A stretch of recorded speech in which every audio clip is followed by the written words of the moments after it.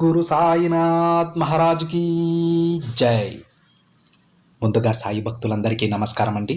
Video చూస్తున్న ప్రతి ఒక్కరిపైన ఆ సాయినాథుని ఆశీస్సులు ఉండాలని, బాబా గారి భక్తులందరూ ఎప్పుడూ కూడా ఆనందంగా సంతోషంగా వారి జీవితాన్ని గడపాలని మనస్ఫూర్తిగా కోరుకుంటూ ఈ వీడియో స్టార్ట్ చేస్తున్నాను ఫ్రెండ్స్. రోజులాగే ఈరోజు కూడా బాబా గారు తన బిడ్డల కోసం మరొక చక్కటి సందేశాన్ని అయితే తీసుకొచ్చారండి. ఈ సందేశంలో బాబా గారు తన బిడ్డలతో ఏమంటున్నారో తెలుసా? తల్లి, నీ జీవితంలో అమృత గడియలు మొదలయ్యాయమ్మా. ఈరోజు నీ సాయి వాక్కు విన్నావంటే ఆనందంతో ఎగిరి గంతేస్తావు. ధన్యవాదాలు బాబా అని పరిగెత్తుకుంటూ నా కోవెలకు వస్తావు తల్లి అని బాబాగారు అంటూ ఉన్నారండి. అయితే బాబాగారు ఈరోజు తన బిడ్డలకు ఒక గొప్ప సమయాన్ని అందించబోతున్నానని, అమృత గడియలు మొదలయ్యాయని చెప్తూ ఉన్నారు. ఎంతో అదృష్టం ఉంటే కానీ ఇటువంటి సందేశాలు మనం మళ్ళీ మళ్ళీ వినలేమండి. అయితే ఈరోజు బాబాగారు తన బిడ్డలను ఉద్దేశించి ఏం చెప్తున్నారో సాక్షాత్తు ఆ తండ్రి మాటలలోనే విని తెలుసుకుంటే, ఏదైనా సరే మనం ఆ బాబాగారి నోటి నుండి వింటే ఆ సంతృప్తి వేరు. ఇక ఆలస్యం చేయకుండా బాబాగారు ఏం చెప్తున్నారో విందాం. బాబాగారు ఏమంటున్నారంటే, బిడ్డ గుర్తుపెట్టుకో తల్లి, మార్పు అనేది సహజం. నీలో మార్పు ఎప్పుడైతే వస్తుందో అప్పుడే నీకు ఆనందం కూడా వస్తుందమ్మా. మంచి జరిగినా చెడు జరిగినా ఆ దైవ నిర్ణయం అని భావించి అడుగు ముందుకు వెయ్యి. అప్పుడే నీ పనులన్నీ సవ్యంగా సజావుగా సాగుతాయి తల్లి. నీ జీవితంలో చెడు జరిగిందని బాధపడుతూ కూర్చుంటే మంచి పనులకు నాంది ఎలా పలుకుతావు చెప్పు తల్లి? ఒక్కసారి నువ్వు ఆలోచించు. ఇప్పుడు నీ మనసులో ఎంతో బాధ గూడు కట్టుకొని ఉందమ్మా.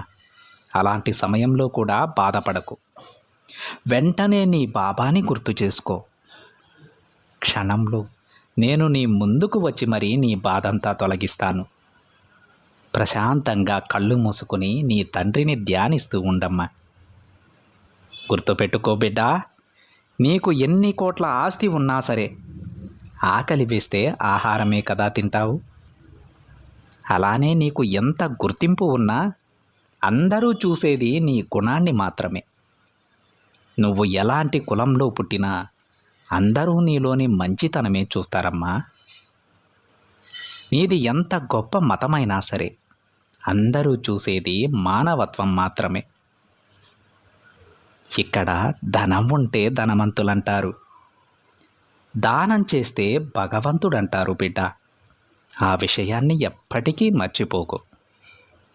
ఈ విషయం తెలియక చాలామంది ధనవంతులుగానే మిగిలిపోతున్నారు, కానీ నువ్వు మాత్రం నేను చెప్పినట్లు చెయ్యి.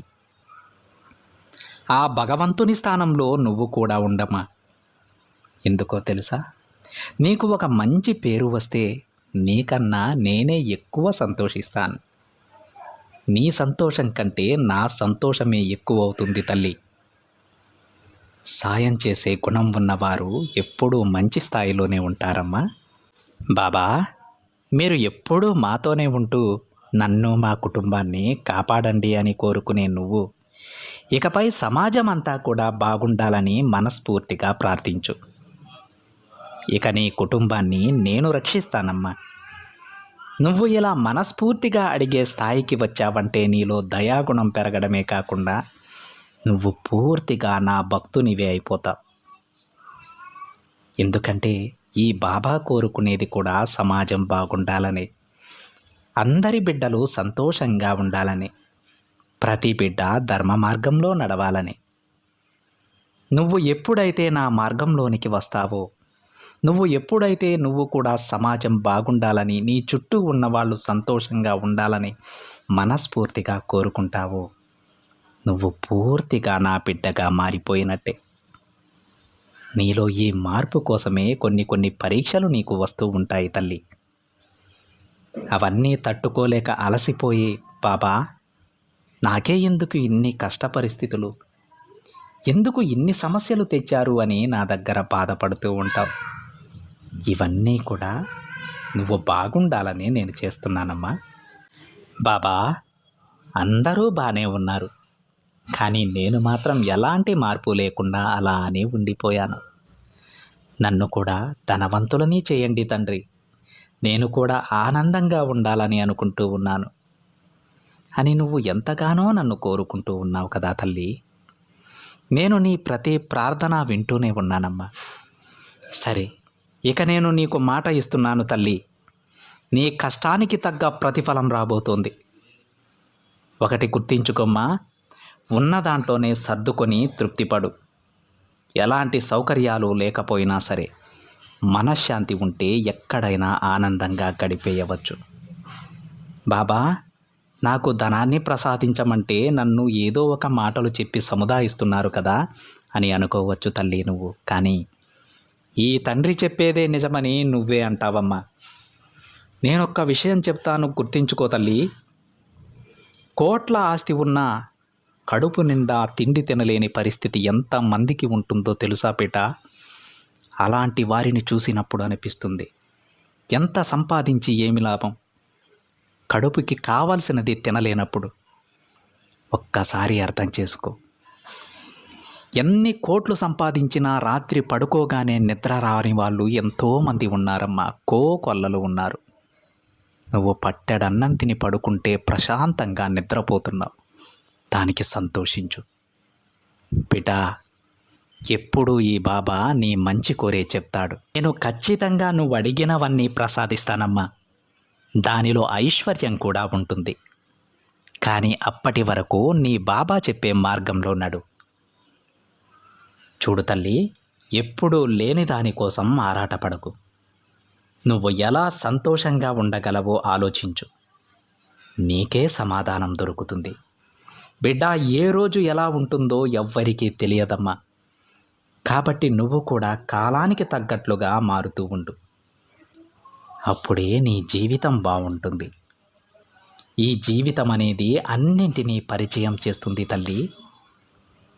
తిండి లేని రోజులను, తినడానికి సమయం దొరకని రోజులను, నిద్ర లేని రాత్రులను, నిద్ర పట్టని రాత్రులను, ఓటములు, గెలుపులు, ఆకాశానికి ఎత్తే అభిమానాన్ని, పాతాళానికి తొక్కే మోసాలను, తోడుగా ఉండే బంధాలను, ఏడిపించే చుట్టాలను, ఒంటరిగా బాధపడే క్షణాలను, ఇలా ఎన్నింటినో నీ జీవితం నీకు పరిచయం చేస్తుంది. ఇవన్నీ కూడా నువ్వు దాటాల్సిందే బిడ్డ. ఇవన్నీ నీకు నచ్చినా నచ్చకపోయినా ఎదుర్కొని తీరాల్సిందే. అన్నింటినీ తప్పకుండా దాటాల్సిందే. అలా కాకుండా నాకే ఎందుకు ఇలా జరిగిందని బాధపడుతూ కూర్చుంటే అక్కడితో ఈ జీవితమే ఆగిపోతుంది తల్లి. గుర్తుపెట్టుకోమ్మా, తినే ఆహారంలో విషం ఉంటే ఎంత ప్రమాదమో, అలానే చెవిలో ఒక వార్త ఉన్నా కూడా అంతే ప్రమాదం. తినే విషయంలో ఎంత జాగ్రత్తగా ఉంటావో, వినే మాట కూడా అంతే జాగ్రత్తగా ఉండాలి. అలాగే నువ్వు మాట్లాడే ప్రతి మాట కూడా అంతే జాగ్రత్తగా మాట్లాడాలి.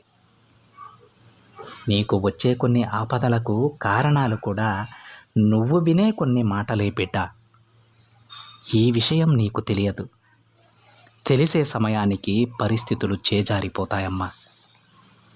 అలాంటి పరిస్థితిని ఎప్పుడూ తెచ్చుకోకు. చూడు తల్లి, ఒక్కసారి ఆలోచించు. నువ్వు వినే కొన్ని మాటల వల్ల నీ స్వభావమే మారిపోతుంది. కాబట్టి చాలా వరకు కూడా మంచి మాటలే వింటూ ఉండు. చెడు చెప్పేవారికి దూరంగా ఉండు. జాగ్రత్త బిడ్డ. ఒకరిని దూషించడం చాలా పెద్ద తప్పమ్మా. మాట్లాడే మాట జాగ్రత్త. నిజం మాత్రమే మాట్లాడు తల్లి. నీకు అంతా శుభమే కలుగుతుంది. నిజాయితీగా ఉండు బిడ్డ. ఈ కష్టాలనేవి వస్తూ ఉంటాయి, పోతూ ఉంటాయమ్మా. వాటి గురించి నువ్వు అస్సలు ఆలోచించకు. వాటన్నింటినీ నేను చక్కబెడతాను తల్లి. నువ్వు కోరుకున్న జీవితాన్ని నీకు అందిస్తాను. అందులో ఎలాంటి సందేహం లేదు. నువ్వు నా బిడ్డవి తల్లి. నీ బాగోగులు చూసుకోవాల్సిన బాధ్యత నాది. ఇది కేవలం ఒక భక్తునికి భగవంతునికి ఉన్న సంబంధమే కాదు, ఒక బిడ్డకి తండ్రికి ఉన్నటువంటి సంబంధం. నీకొక మంచి జీవితాన్ని ప్రసాదించి నువ్వు ఆనందంగా ఉండడం చూసేంత వరకు నేను నా బాధ్యతను మరిచిపోనమ్మా. బిడ్డ, మళ్ళీ మళ్ళీ చెబుతున్నాను తల్లి, ఎప్పుడూ కూడా నిజం మాత్రమే మాట్లాడు, నిజాయితీగానే ఉండు. జరిగిపోయిన దానిని తలుచుకుని బాధపడకు బిడ్డ. ప్రశాంతంగా ఉండు.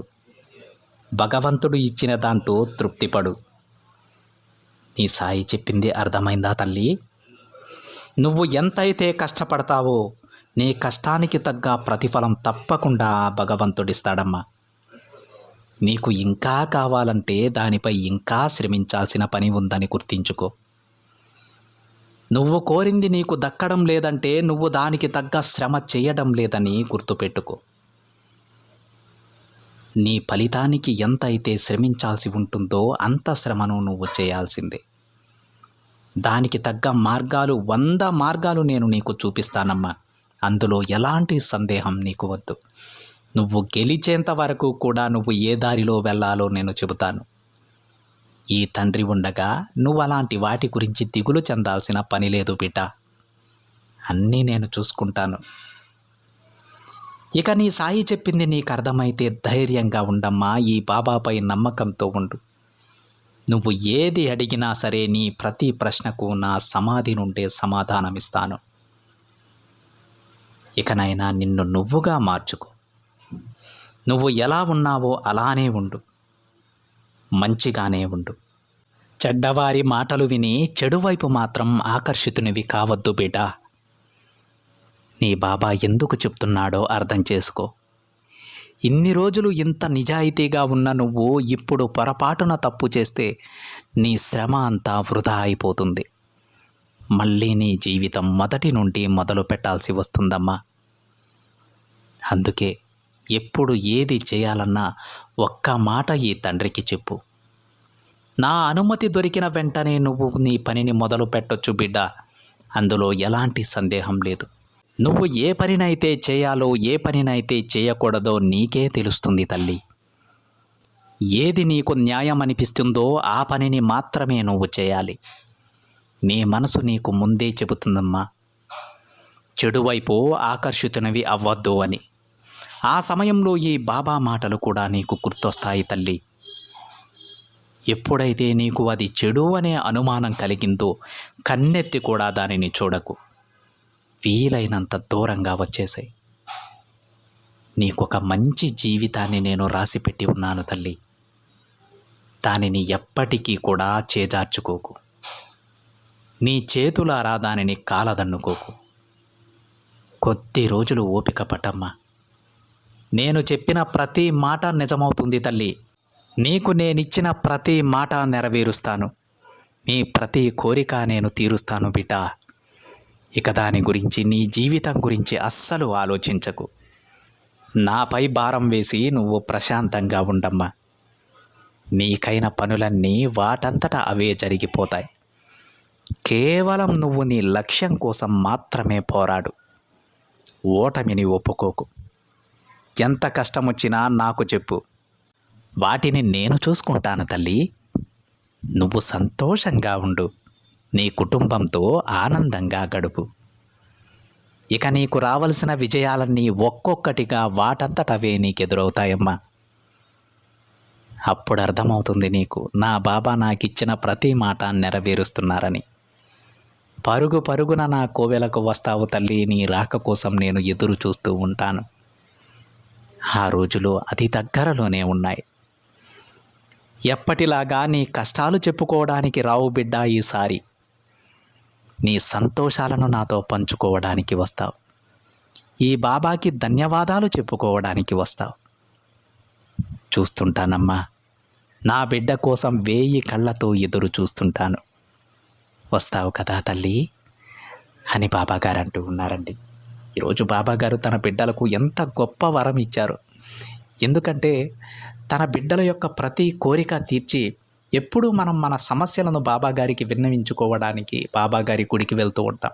మనసు కొంచెం ప్రశాంతంగా ఉంటుందని కొంతమంది వెళ్తూ ఉంటారు. ఈసారి అలా కాదండి.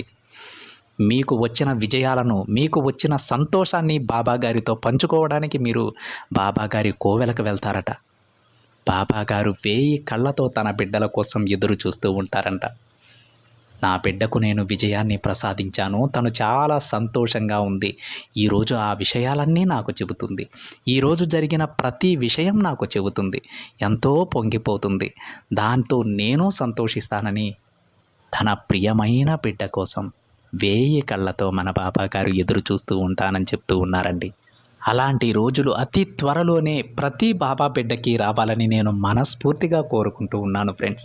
ప్రతి బాబా బిడ్డ ఎంతో ఆనందంగా, సంతోషంగా బాబా గారి దగ్గరకు వెళ్ళి, బాబా ధన్యవాదాలు తండ్రి, ఇన్ని రోజుల నా నిరీక్షణకు ఒక గొప్ప బహుమతిని నాకిచ్చావు, ఎంతో సంతోషాన్ని నాకిచ్చావు తండ్రి, ధన్యవాదాలు. నాకు ఏం మాట్లాడాలో కూడా, ఎలా చెప్పాలో కూడా నాకు తెలియడం లేదయ్యా, నువ్వు నాతో ఉన్నందుకు శతకోటి వందనాలు తండ్రి అని బాబా గారికి చెప్పుకునేటువంటి రోజు ప్రతి బాబా బిడ్డ జీవితంలో అతి త్వరలో రావాలని మనస్ఫూర్తిగా నేను కోరుకుంటూ ఉన్నాను ఫ్రెండ్స్. ఈ సందేశాన్ని వీలైనంత ఎక్కువ మంది బాబా గారి భక్తులకైతే షేర్ చేయడానికి ప్రయత్నం చేయండి ఫ్రెండ్స్. అదేవిధంగా ఈ సందేశం కనుక మీకు నచ్చినట్లయితే ఒక చిన్న లైక్ చేయండి. మొదటిసారిగా ఛానల్ని చూస్తున్న వారైతే ఖచ్చితంగా సబ్స్క్రైబ్ చేసుకొని పక్కనే ఉన్న బెల్ ఐకాన్ని యాక్టివేట్ చేయండి. మరొక బాబా గారి సందేశంతో మరొక వీడియోలో కలుద్దాం. అంతవరకు ఓం సాయిరామ్.